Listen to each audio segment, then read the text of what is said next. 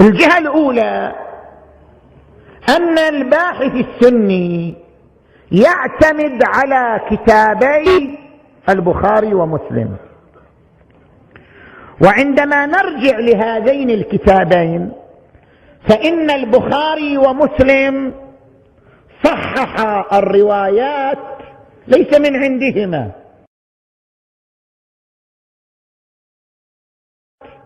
من عندهما، وإنما كان تصحيحهما للروايات اعتمادا على كلمات علماء سبقوهما في هذا المجال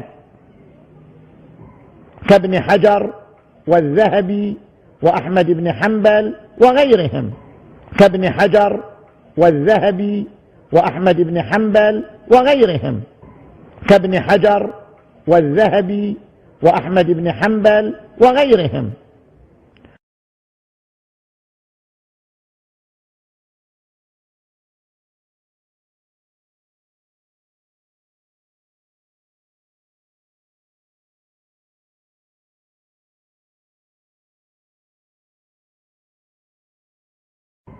كابن حجر والذهبي وأحمد بن حنبل وغيرهم.